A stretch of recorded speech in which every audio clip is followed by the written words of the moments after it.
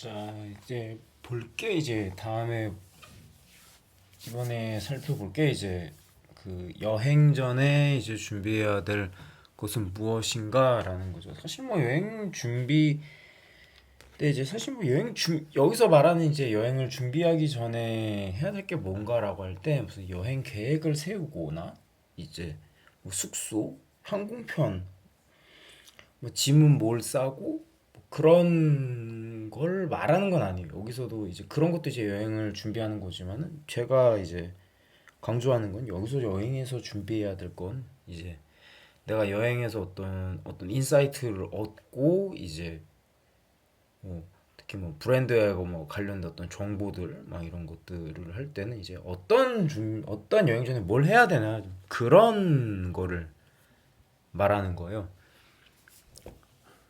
그러니까 기본적으로 이제 여행 준비할 때 필요한 뭐 어떤 게 있죠? 뭐 예를 들면 뭐 항공권, 숙소 이런 건 이제 뭐 다들 기본적으로 알고 이건 좀 세부적인 거니까라는 거.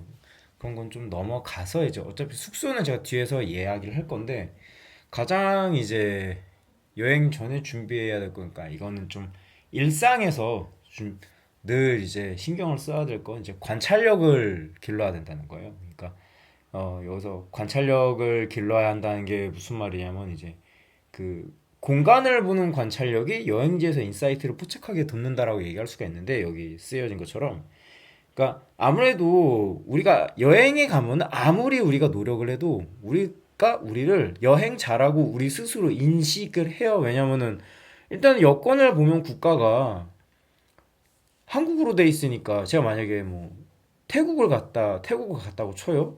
뭐 제가 아무리 여행해도 나는 국적이 한국인이니까 한국 태국에 바로 이제 방콕에 바로 도착했을 때 내가 뭐 현지인이다 이렇게 생각하지 않잖아요. 아, 내가 방콕에 여행을 왔다. 뭐 이렇게 이야기 하잖아요. 근데 이제 또 그건 또 다르잖아. 아, 내가 어디 출장을 왔다 그러면은 어, 여행이라고 생각하지 않고 이제 출장 이런 일 업무적인 걸로 좀 보게 되잖아요. 그러니까 결국에는 여기에서도 말한 제가 계속해서 앞선 그 설명에서도 계속 눈이 강조한 것들이 결국엔 프레임을 어떻게 짜냐, 기준을 어떻게 만드느냐, 그걸 말하는 거예요. 그러니까 관찰력을 길러야 된다는 게 무슨 말이냐면은 여행지에서 내가 어떤 프레임으로 내가 가는 여행지 어디에서나 어떤 프레임으로 내가 공간을 볼 수 있냐. 아, 공간이 아니죠. 그러니까 프레임으로 짜야 내가 그 여행 어디에서든지 그 무엇인가 뭔가 뽑아낼 수 있다는 거예요. 그러니까 아무래도 여기에서 공간을 보는 관찰력이라고 얘기를 한 게 뭐냐면은 여행지에 가면은 뭐 저 도쿄에 자주 가니까 도쿄 얘기할게요. 뭐 내가 긴자에 갔다라고 하죠. 긴자에 갔다. 그럼 긴자라는 지역, 긴자라는 커다란 공간이죠. 여기서 내가 뭘 볼 거라는 거는 내가 긴자에 대해서 얼마나 알고 있고 거기에서 무엇을 어떤 걸 관찰하는가에 따라서 다른 거예요. 만약에 내가 긴자에 뭐 이건 긴자보다는 좀 하라주쿠 쪽이 좀 더 낫겠네요. 하라주쿠나 시부야에 갔는데 이제 사람들이 옷을 엄청 이제 개성 있게 입고 다닌단 말이에요. 하라주쿠만 가도. 근데 내가 패션에서 정말 아무것도 관심이 없어. 그러면은 거기 사람들을 보면서도 그냥 옷을 좀 재밌게 입고 다닌다. 이걸로 끝나요. 그래서 그냥 하라주쿠는 사람이 많은 지역이다라고 해서 그럼 많이 관찰할 수가 없을 수도 있어요. 근데 내가 패션에 대해서 조금이라도 안다 그러면은 내가 만약에 뭐 어떤 게 있을까요? 뭐 스트리트 브랜드를 좀 안다 그러면은 만약에 뭐 슈프림이던가 뭐 스투시라던가 이런 걸 안다라고 생각을 할게요. 그러면은 하라주쿠에 가서도 슈프림 슈프림 저냥 슈프림 저렇게 입었네? 역시 스투시. 스투시요. 저 스투시 저 디자인은 역시나 이뻐. 어떤 스타일에도 잘 맞네. 이렇게, 그리고 볼 때마다 스투시를 볼 때마다 좀 반갑고 그런 게 있어요. 그런 것도 있거든요. 게다가 이제 스투시나 뭐 슈프림 같은 스트리트 패션 이런 걸 보면은 그 특유의 그 느낌이 있으니까 하라주쿠에서 그런 느낌의 뭐 스타일 옷을 발견하면 오 뭔가 좀 익숙하거나 저 사람 저렇게 입었네? 이렇게 생각할 수 있다는 거예요. 그러한 아주 사소한 그런 것들이 쌓여서 이제 인사이트가 된다는 거예요. 그렇다면은 우리가 이런 거에 기반이 되는 게 기반이라고 할 수 있는 게 관찰력인데, 그럼 여기서 관찰력이 뭐냐라는 거죠. 관찰력이. 그러니까 결국에는 관찰력이란 게 뭐 별거 없어요. 같은 걸 어떻게 내가 어떻게 더 자세하게 보고 그거에서 어떠한 인사이트를 어, 뽑아내는가, 무엇을 생각할 수 있는가라는 거죠. 그러니까 즉 관찰을 하는 걸 키운다는 거는 어떤 면에서는 내가 생각하는 능력을 좀 키운다는 거예요. 그러니까 요건 좀 생각의 영역이거든요. 생각이라는 것. 요거는 좀 예시를 보면은 조금 편해요. 일단요, 여기가 어디냐면은 제가 영상에서 정말 많이, 아마 제일 많이 다뤘을 거예요. 그 도쿄 야에스 북쪽 출구거든요. 잠깐 물 좀 마시고.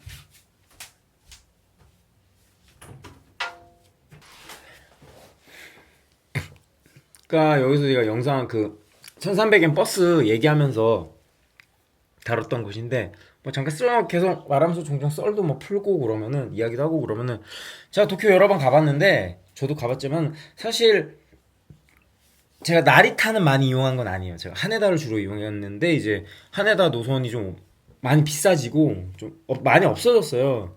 그 아시아나항공이 없어지면서, 아시아나항공 그 나리타 항공 야간 비행기 편이 없어지면서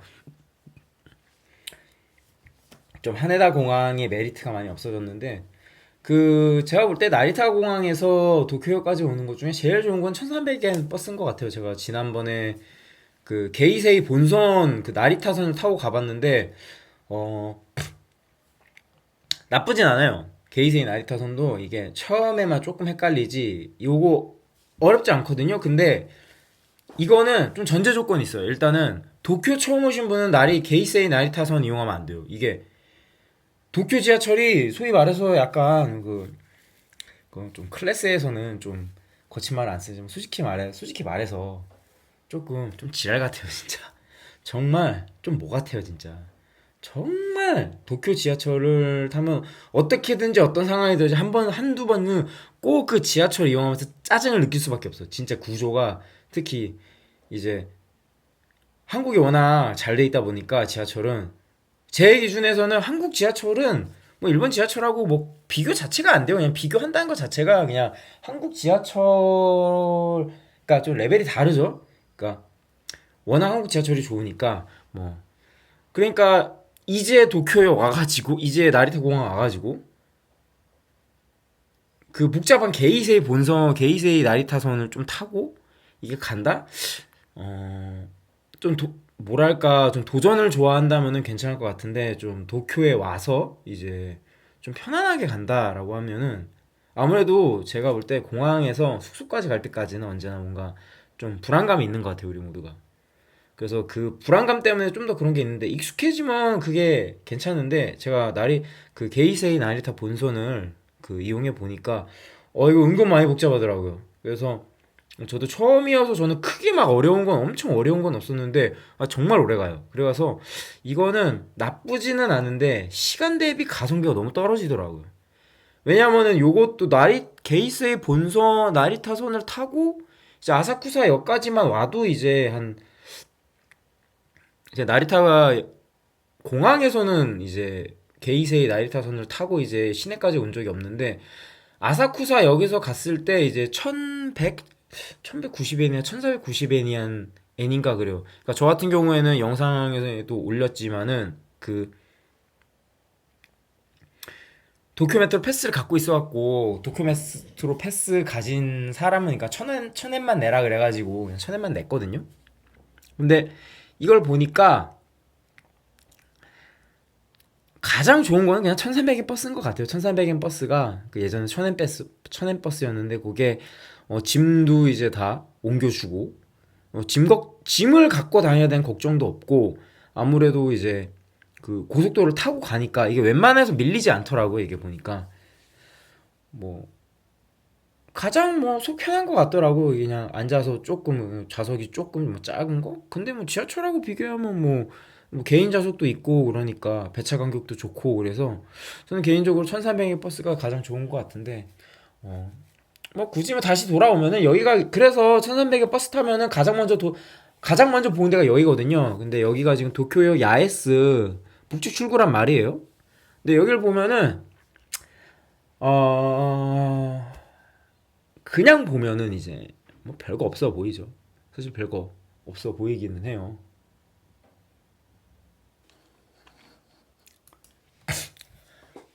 여기가 지금 보면요. 도쿄역 그 야에스 북쪽 출구인데 여기서 보면은 일단은 그 관찰력이란 게 별거 없어요. 여기에 있는 걸 보고 이제 뭐 여기가 어떤 공간이라는 거를 이제 사람들이 어떻게 뭐 무엇을 입고 있고 어떻게 행동하고 있고 뭐 이런 거를 그냥 보는 건데 여기서 보면 일단은 사람들이 캐리어를 끌고 오고 있잖아요. 캐리어를 끌고 있으니까 여기가 좀 이제 교통요지라던가 교통에 관련해서 사람들이 많이 오고 간다라는 그런 부분들을 일단은 내가 확인할 수가 있죠.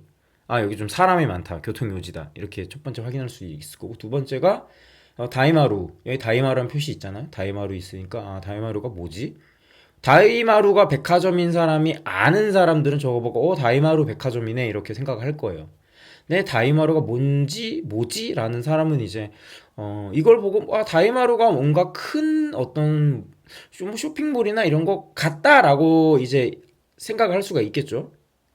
근데 이제 이걸 좀 찾아보면 이제 아 일본의 대형 백화점 체인이구나. 뭐 좀 더 뭐 자세하게 보면은 뭐 제이프론트 홀딩스라는 회사가 갖고 있는 백화점 홀 브랜드 중에 하나구나 이렇게 생각할 수가 있을 거예요. 그리고 이제 다이마루 옆에 뭐라고 써 있어요? 핸즈라고 써 있거든요.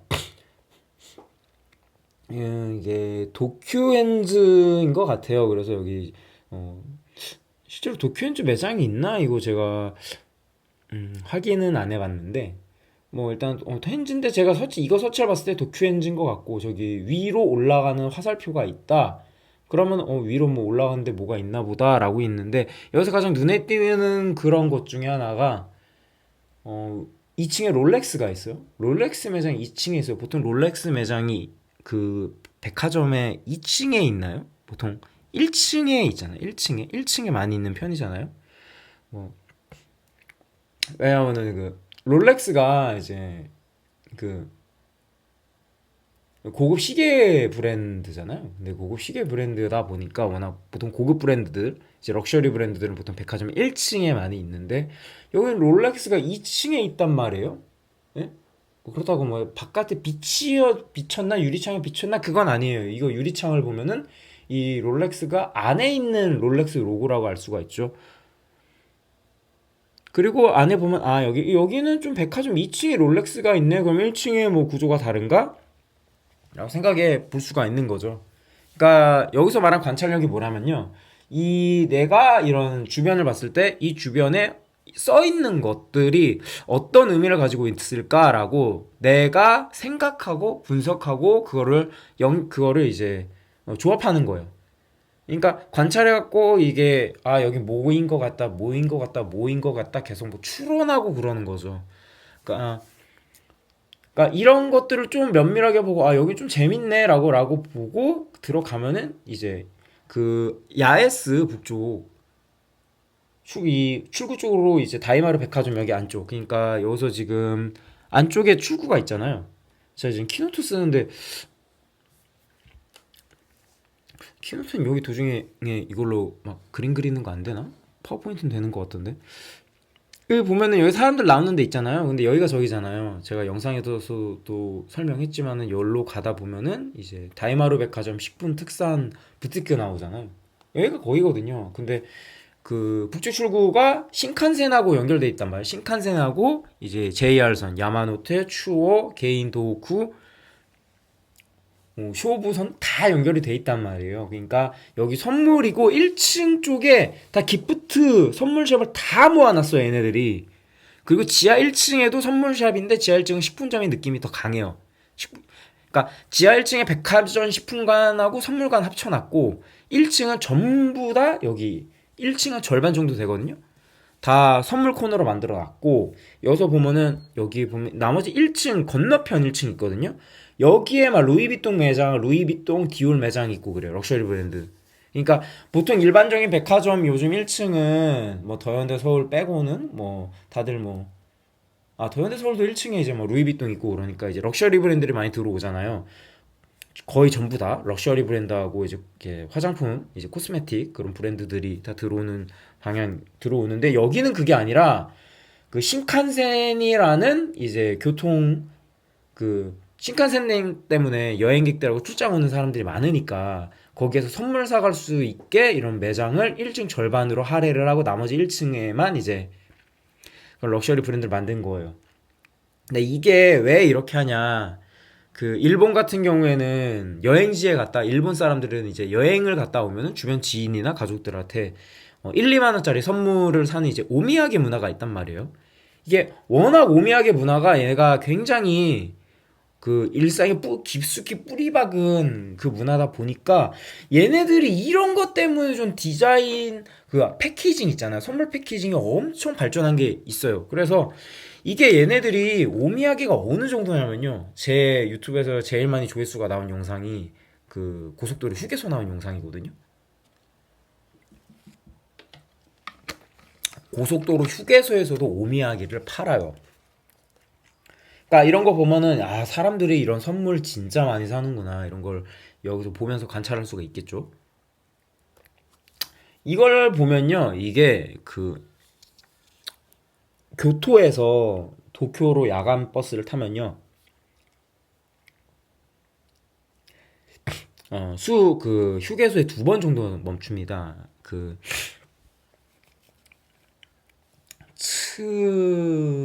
뭐 어디였더라 이름이? 갑자기 치키시마가 아닌데, 뭐였더라? 제가 좀 찾아볼게요, 제가. 이게 그 유튜브 하시는 분들은 알겠지만은 유튜브가 어플이 2개가 있어요. 이게 어떤 어플이 있냐면은 유튜브가 있고 유튜브 스튜디오 앱이 있어가지고, 유튜브 스튜디오 앱으로도 내가 업로드한 거를 좀 빨리 찾아볼 수가 있거든요. 그래서 저도 제가 제 영상에 기록해 놓은 거를 요걸로 찾아요. 츠지야마. 그 교토에서 도쿄로 가면 이제 츠지야마 휴게소하고 시즈오카 휴게소를 2번을 멈추는데, 이 츠지야마 휴게소에 처음 들렀을 때 제가 이제 오미야게 이걸 찍은 거예요. 제가 2019년에도 이제 그때도 아마 츠지야마에 섰는데, 그때는 제가 너무 피곤해갖고 정신이 없는 상황에서 비몽사몽해서 찍은 거고, 그 유튜브 영상 보면 제가 거기서 막, 막, 말을 막 이러고 있어. 막 잠을 들 깨가지고, 잠 못 깨가지고 막 뭐랄까 정신없는 상태로 막 영상을 찍는데, 그래서 그때 영상 제대로 못 담았는데, 그래서 좀 그런 부족한 부분도 있어서 이번에 4월 달에 갔을 때 제가 찍었는데, 여기가 치지야마 휴게소에 있는 오미야게 코너예요. 오미야게 코너. 근데 보면은 뭐 비슷해요. 이게 여기가 좀 더 좀 고급스럽게 패키지하는 그런 가게들, 그 브랜드들이 더 많은 차이가 조금 있을 뿐이지, 전체적인 맥락을 보면요 비슷하거든요. 근데 여기가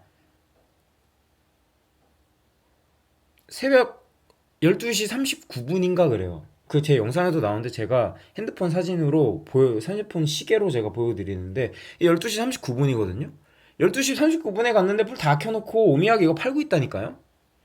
이거 보고 제가 진짜 보면은, 보통 한국 사람들은 정말 먹는 거에 진심인 민족이다 이렇게 하잖아요. 저는 일본 사람들을 오미야게 진심인 민족, 진짜 이 오미야게 미친놈들 같아요, 진짜. 와, 한국에서도 선물 가게는 이렇게 선물 가게, 제가 이런 데서도 그 새벽에 막 이렇게 불 다 켜놓고 이렇게 영업하는데 본 적이 없거든요, 제가. 근데 와, 무슨 고속도로 휴게소에서 이렇게 새벽에 새벽 시간대 될 때도 이렇게 영업을 하고 있는 거 보고, 얘네는 진짜 오미야게 진짜 진심인 애들이구나, 이런 걸 보게 됐는데, 그러니까 이런 것들을 관찰을 하면서 여기에 세부적인 것들을 관찰해 갖고 아 이런 것들을 좀 기억을 해 놓고 이런 관찰한 것들을 정리를 하고 그러면은 나중에 이런 다른 것들을 관찰하고 그러는데 이 도움이 돼요. 이거는 이제 일본의 저 같은 경우에는 이제 도쿄 어쩌다 보니까 이제 도쿄에 자주 취재를 가게 돼서 이제 좀 도쿄에 좀 많이 익숙해진 면도 있지만은 개인적으로 이렇게 관찰을 하고 계속 주변이 아 여기는 이렇다 이렇다 계속 끊임없이 보고 그냥 사물을 보는 거야. 계속 보면서 관찰하고 관찰하고 또 관찰하는 거예요. 관찰해서 아 이건 이렇다 이건 이렇다 이건 이렇다. 그러니까 요즘 말로 하면 뭐 소위 말해서 이걸 관찰하면서 계속 적어가면서 어떤 면에서는 이 나만의 이 그 생각들 다 적는 거예요. 어떻게 보면 뭐 뇌피셜일 수도 있고 어떻게 생각하면 뭐 뇌절이라고도 이야기할 수 있지만은 근데 이런 것들을 이제 내가 느낀 것들을 다 관찰해서 쓰는 거예요. 이렇게 다 필기를 하고 다 쓰는 거예요. 사진을 많이 찍어도 좋고 영상을 기록해도 좋은데 그 중요한 건 뭐냐면요. 그래서 그 중요한 거는 이런 것들을 계속해서 관찰하면서 관찰하는 습관을 들이다 보면은 어 여행지나 어디에 일상에서도 뭘 봐도 굉장히 날카롭거나 세밀하게 관찰하는 것들이 나도 모르게 이제 길러져요. 뭐 저 같은 경우에는 이런 거를 뭐 제가 기르고 싶어서 기른 게 아니라 제가 대학교에서 미술사학을 전공했거든요. 수업 시간에 이런 거 연습을 해요. 사진 수업이나 그림 수업을 볼 때 그 미술사에서는 사진이나 그림을 좀 해석을 해야 되니까 그런 것들을 그림을 1시간에서 2시간 이상 관찰하면서 그 그림을 세부적으로 분석하는 연습을 많이 해요. 그리고 뭐 수업 시간에도 그런 거 이제 교수님들이 이제 수업 시간에 연습하는 방법 알려주시기도 하는데 보통 이제 그 시험 볼 때 이런 그림을 보고 그림에 대해서 많이 논하라는 그림들 그 문제들이 시험으로 나오기 때문에 그 그림을 관찰하는 능력을 많이 키워야 돼요. 그 과정에서 저도 많이 길러진 것 같아요. 보통 제가 미술사 전공을 할 때 제가 많이 들으면은 제가 경영 복수도 하다 보니까 그 전공을 들을 때는 제가 많이 그림을 많이 볼 때는 전 서양 미술 중심으로 들었으니까 많이 봐도 적어도 한 최소 500개 그림 500개는 보는 것 같아요. 500개는 그림 500개는 보고 그 500개를 에 대해서 세세한 이제 막 관찰을 한다고 생각을 해보세요. 예. 잘하기 싫어서 잘하죠 그런 게. 그래서 이 그런 관찰력을 키워 놓잖아요. 그럼 관찰력을 키워 놓으면은 여기 그 보이는 게 달라져요. 그러니까 나중에는 그렇게 내가 사물을 보는 관찰력에다가 내가 갖고 있는 이제 앞선 다른 영상에서도 말했던 관심사, 그 관심사에 대한 분야와 그 관심사 분야하고 연결된 브랜드하고 연결되면서 이게 공간 자체, 브랜드가 만든 어떤 특정 공간에 가면은 그 브랜드나 그 브랜드가 다른 분야에 대해서 굉장히 디테일하게 보게 되는 거예요. 소위 말해서 이제 좀 이렇게 좀 입덕을 해서 좀 덕질하는 거하고 조금 비슷하다고 할 수도 있어요. 그런데 이제 이런 것들을 사물로 관찰을 하잖아요. 이 관찰을 한 다음에 관찰을 하는데 보통 이 관찰도 이제 나중에 어떻게 하냐면은 관련된 사전 조사들을 하면서 내가 생각한 것들이 맞았는지 틀렸는지를 검증을 해요. 그래서 그 자료를 통해 가지고 이제 맞는 것들은 추려내고 아 내가 이런 거 좀 너무 과하게 봤구나 이런 것들은 좀 덜어내고 이렇게 해요. 그러니까 그 뭐냐면은 그래서 이제 현장 관찰하고 이제 관찰한 거하고 이제 이런 자료 조사로 이제 그 관찰한 내용들을 좀 보강한다라고 생각할 수가 있는데 그래서 현장 관찰을 보통 이제 좀 이렇게 3가지 정도로 정리를 할 수가 있는데 보통 이제 사전 조사하고 관심사에 따라서 형상에서 보이는 거 좀 천차만별이에요. 그러니까 여기서 뭐 사전 조사라는 거는 이제 여행하다 보면은 여행 갈 때 내가 이리저리 막 자료 찾고 그러잖아요. 그런 것들을 모두 말하는 거예요. 뭐 특히 내가 어떤 특정 분야에 관심이 많으면은 뭐 애니메이션에 관심이 있다 그러면 도쿄 가서도 이제 애니메이션에 관련된 자료를 찾고 거기에 관련된 이제 장소를 가보면은 이제 어떤지도 알 수가 있고 이제 뭐 패션에 일본 패션에 관심이 많다 그러면 아 일본에서 어떤 옷을 사야 되고 어떤 옷이 또 싼가 이런 쇼핑 정보를 조사할 수가 있죠. 뭐 어디 꼼데 마을 가르숑 매장이 뭐 물건이 많이 들어온다고 하더라 이런 거 있으면은 그런 조사 그런 거에 따라서 이제 여행지에 가서도 뭐 경로를 짠다던가 뭐 관찰하는 것들 이게 보이는 게 천차만별로 달라진단 말이에요. 뭐 먹는 것도 마찬가지겠죠. 내가 이제 뭐 베이킹을 한다, 뭐 집에서 빵 만드는 걸 좋아한다 그러면은 이제 빵을 먹어도 이제 같은 다른 빵집이라도 거기에서 막 소금빵에 관심이 많다라고 하면은 이제 뭐 일본 가서도 소금빵을 사서 이게 한국과 어떻게 다른지 비교할 수가 있는 거고 뭐 단팥빵을 먹어도 이제 한국어가 어떻게 다를지 생각할 수가 있는 거고 단팥빵 하면 이제 뭐 긴자에서는 긴자 키무라가 처음으로 만들어서 유명하니까 거기 긴자 키무라의 빵은 어떨까라고 있고 그 소금빵을 만든 게 시오빵이라고 그러거든요. 그러잖아요. 시오빵. 그러니까 소금빵이 일본에서 만들어졌으니까 오리지널 만든 데가 있는데 거기가 또 유명해요. 이름이 좀 기억이 안 나는데 빵드오인데 한 100엔 하거든요. 여기는 이제 못 가봤어요. 그 제가 맨날 종종 까먹은 집 중에 하나가 그 소금빵 원조집인데 대신 저는 이제 그 트러플 베이커리 저긴 거기를 좋아하는데 이런 거죠. 소금빵을 좋아한다면 이런 거예요. 그 원조 소금빵 맛하고 트러플 베이커리 가서 트러플 소금빵 사가지고 아 이 맛이 어떻게 차이가 날까? 이거 어떻게 만들었을까? 대충 이렇게 했을 것 같다. 그런 것들을 유추를 하는 거죠.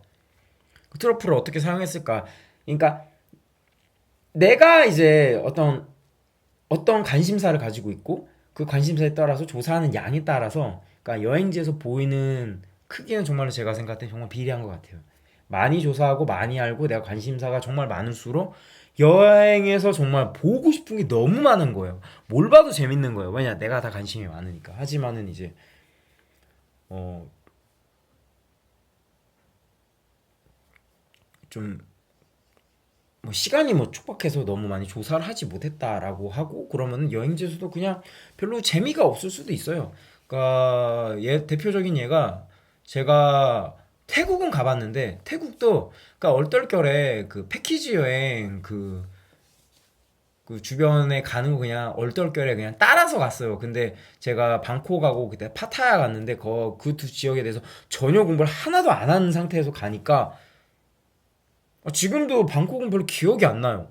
뭔가 갔거든요. 근데 제가 방콕에서 기억나는 게 파타야에서 방콕으로 오다가 버스 빵꾸 나가지고 타이어 펑크 나가지고 그 타이어 수리하느라고 한 3시간 정도 그냥 그 주변에 있는 마을에서 그 마을이었나? 거기서 그냥 땡병 빠지면서 그냥 잠잔 거? 그것만 기억나지. 뭐 태국에 대해서 뭐 별 기억나는 게 없어요. 그래서 웬만한 여행지는 다 기억을 하거든요, 제가. 근데 뭐 패키지 여행이라서 코스가 정해진 것도 있지만은 자유여행이 아니었으니까. 그래도 내가 태국이나 방콕에 대해서 조사를 좀 많이 했으면은 그 패키지 여행에서도 제가 방콕에 대해서 느낀 것들이 좀 많았겠죠. 근데 그때는 정말 아무것도 조사 하나도 안 하고 그냥 간 상태여가지고 몰랐어요, 진짜. 그래서 나중에 방콕 갔다 온 사람들이 그 친구들하고 얘기 들으니까 너무 재밌다는 거야, 방콕이. 그래서 왜 내 얘기를 하니까 아, 그래서 저는 방콕에 대한 그런 기억이 그냥 뭐 별거 없어요. 그냥 뭐 갔다 왔는데 뭘 봤지? 이런 게 기억이 안 나는 게 그러니까 제가 그때는 태국에 별로 관심이 없었고 그러니까 당연히 뭐 뭔가 조사한 것도 없으니까 여행지에서 별로 본 게 없는 거예요. 그러니까 지금도 제가 기억을 못 하는 거죠. 근데 유럽도 이제 제가 갔다는 왔는데 그 전공이 미술사를 전공하다 보니까 저는 갔을 때 정말 박물관만 돌아다녔어요.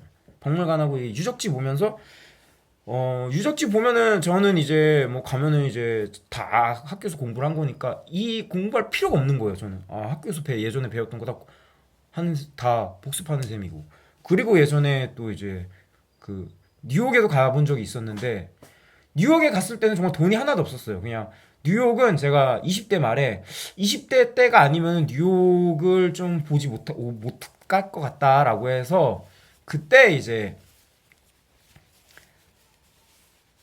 갔다 왔는데 그때는 정말 돈이 없어서 정말 돈 한 푼도 없는 상태에서 갔다 왔는데 정말 항공료만 끊고 일단은 숙소비만 예약하고 그냥 갔다 왔는데 그때도 이제 뭐 가려면 그때 돈이 없으니까 정말 없는 거예요. 그래서 근데 미국이 또 좋은 게 음식이 다 크더라고요. 그래갖고 하나 사갖고 그걸로 5끼 먹고 막 그랬는데 피자 한 판 사가지고 5끼 먹고 그랬는데 근데 또 전공이 미술이다 보니까 거기서도 박물관 돌아다니는 거예요. 근데 뉴욕 같은 경우는 박물관 가면은 박물관 요금이 있지만은 그 도네이션 제도라 그래가지고 도네이션 하면은 이제 그 일달러로 들어갈 수가 있거든요. 뭐 지금도 그게 되는지 모르겠어요. 제가 갔을 때가 2012년 겨울이었으니까 그때가 그때 뉴욕 메트로폴리탄 박물관 들어갔을 때 그때 요금이 12불로 알고 있었어요. 모마 같은 경우에는 도네이션이 없었고 근데 12불이었는데 도네이션 이러니까 오케이 이러더니 1달러 딱 내고 나니까 오케이 하고 들어가라 그러더라고. 그래서 그냥 거기에서 그냥 한 오후 좀 늦게 들어가서 좀 문 닫을 때까지 계속 박물관 보고 그랬어요. 그러니까 제가 말하고자 하는 건 뭐냐면은 계속 같아요. 내의 관심사에 따라 관심사가 있고 그거에 따라서 어, 따라오는 브랜드 그런 브랜드들을 보고 그런 브랜드에 따라서 내가 그러니까 어디서 일하는가 어떤 필드에서 내가 지금 일하고 있는가에 따라서 보이는 브랜드들이 다르단 말이에요. 관심사도 달라질 수 있고 변할 수도 있단 말이에요. 그리고 여행을 갈 때는 꼭 이제 관련된 이런 조사 이런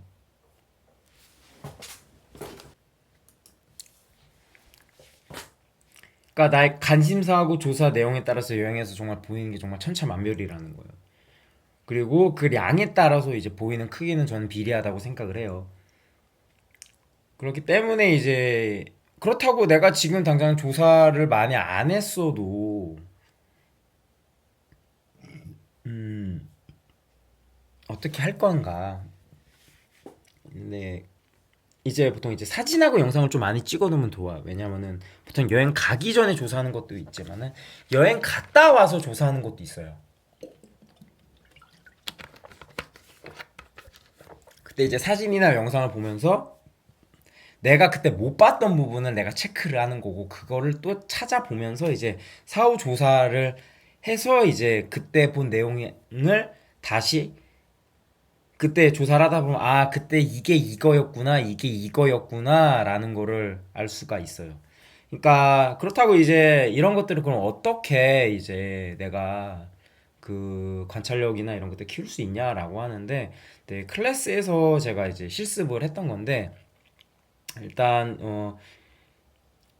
결론부터 먼저 좀 얘기를 하면요. 이거를 했을 때 실제로 클래스 참가자분이 에비스 브루어리 도쿄에 가시지도 않았는데 에비스 브루어리 클래스에서 할 수 있는 그 경험 이 공간이 어떤 취지로 만들어졌는지 가보지 않으셨는데도 제가 경험했던 내용을 거의 똑같이 거의 완벽에 가깝게 묘사를 하시더라고요.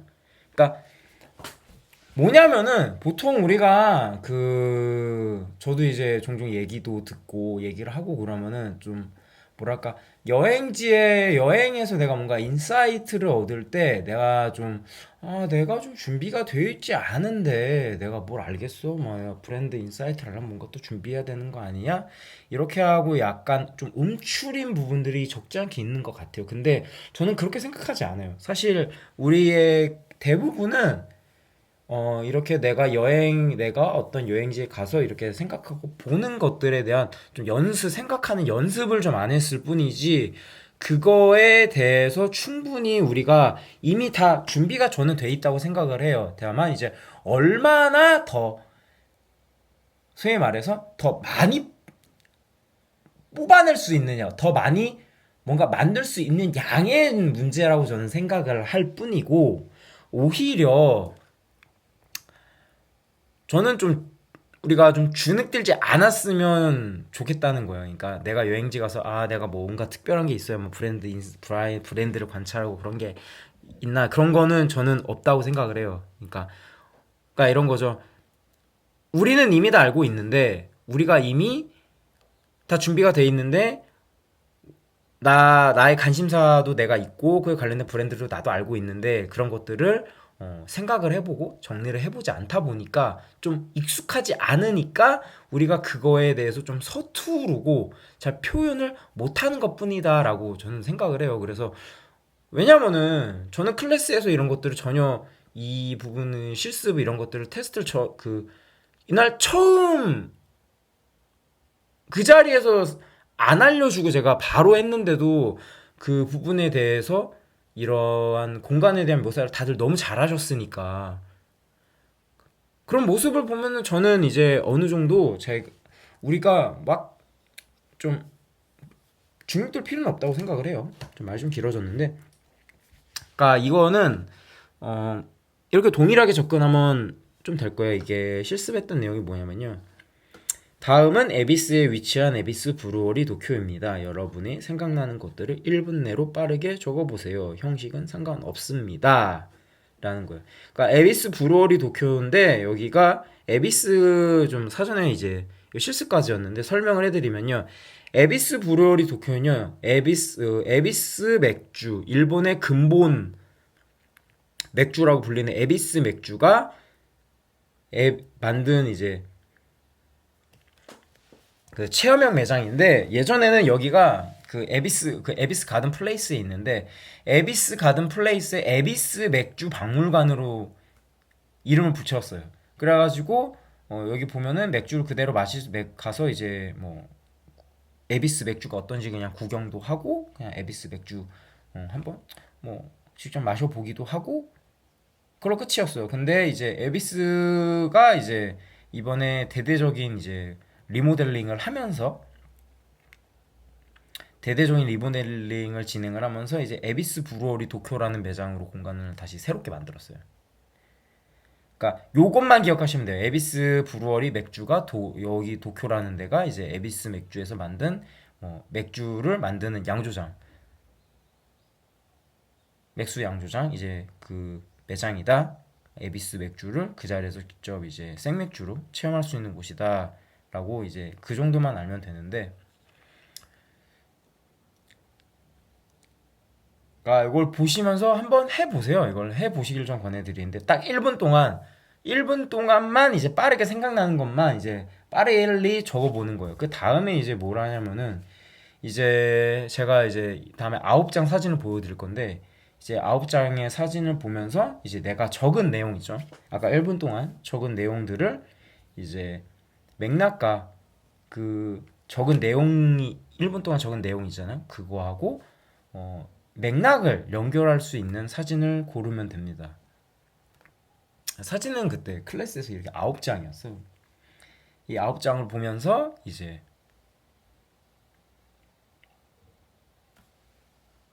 할 수가 있는 거죠. 보면서 이제 내가 1분 동안 적었던 내용하고 어울리는 이제 장면들을 고르는 거예요. 실제로 어떤 클래스에서 분은 이제 여기서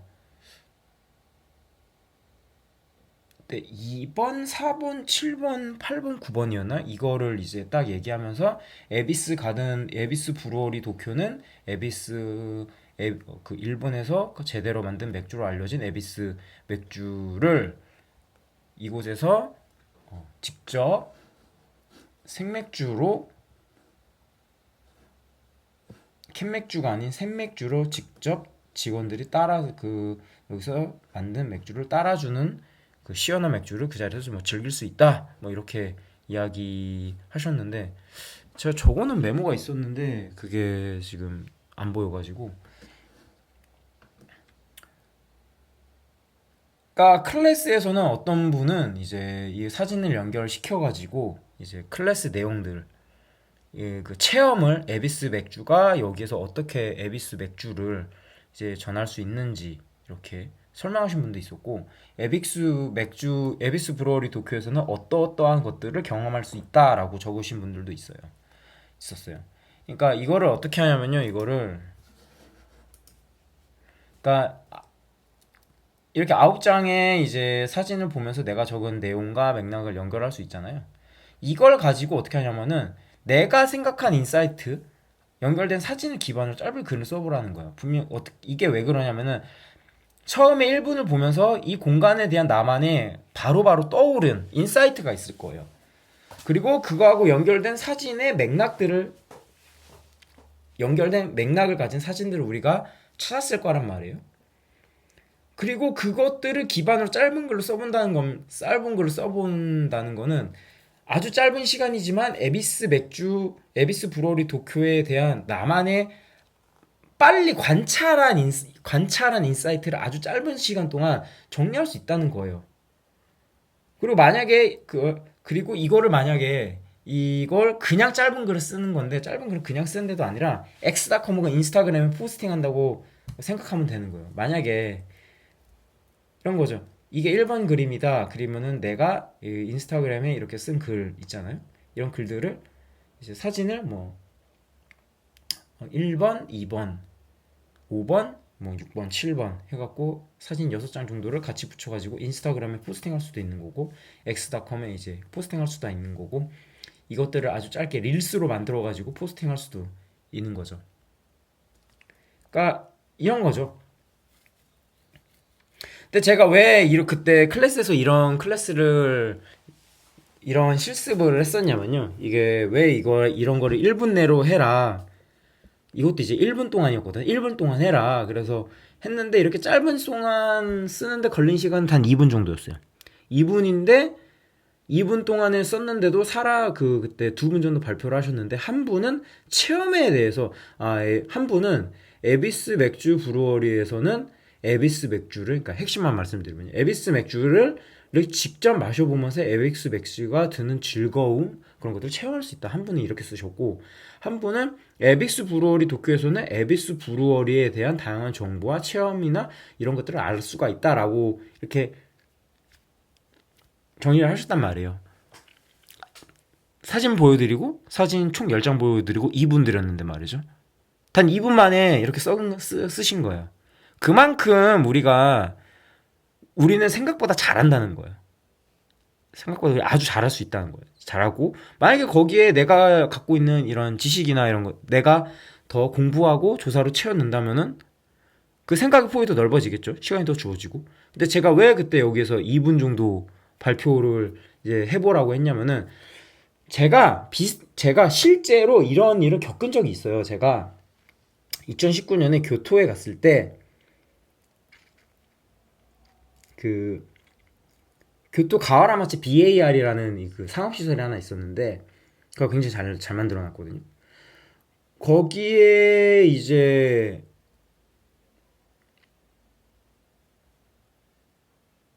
문 닫을 시간이 한 8시였을 거예요. 그 8시가 다가와서 나가는데 한 7시 55분 정도. 끝나기 5분 전에 나가는데 투데이스 스페셜 교토 가하라마치 BAR 점이 있는 건데 너무 잘 만들어 놓은 거예요. 근데 이거 취재를 해야 될 것 같아. 근데 저에게 남은 거는 5분 뒤에 문이 닫아요. 그리고 제가 여기 다시 못 와요. 그 다음날 못 와요. 왜냐?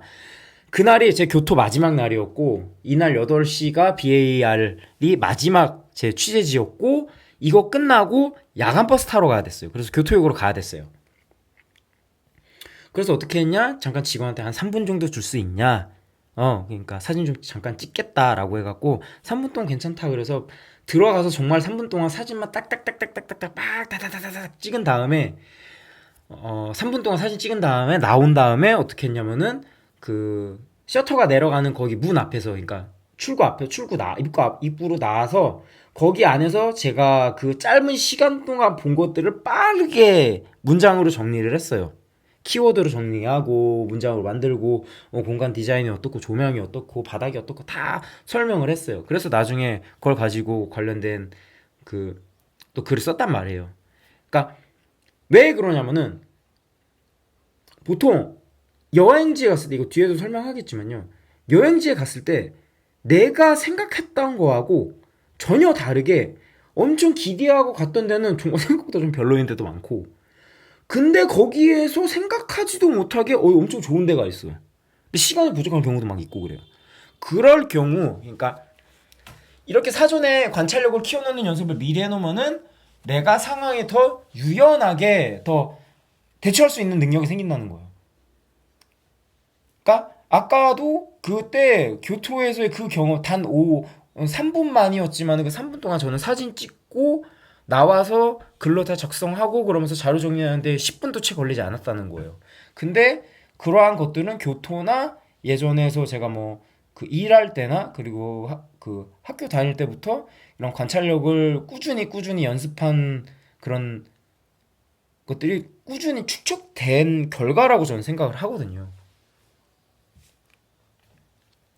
그렇기 때문에 저는 이제 평소에 내가 그 일상에서 단 그냥 보더라도 뭐 하나를 보더라도 어느 순간 내가 뭔가 갑자기 평소에는 그냥 지나갔던 길인데 갑자기 어느 날 갑자기 뭔가 좀 새롭게 보일 때 있잖아요. 그때는 저는 그동안 내가 관찰했던 짜잘짜잘 것들이 어느 순간 쌓여서 거기에서 뭔가 새로운 것들을 발견했다. 발견할 수 있는 그런 계기가 좀 만들어졌다고 생각을 하거든요. 그러니까 평소에 뭔가 관찰하는 연습 등을 저는 해놓는 게 좋다고 생각을 해요. 그렇게 해서 관찰하고 키워놓으면은 그 여행지에 갔을 때나 그 일상에서 어느 순간 새로운 뭔가 인사이트, 나만의 생각을 정리하는데 굉장히 크게 도움이 많이 됩니다.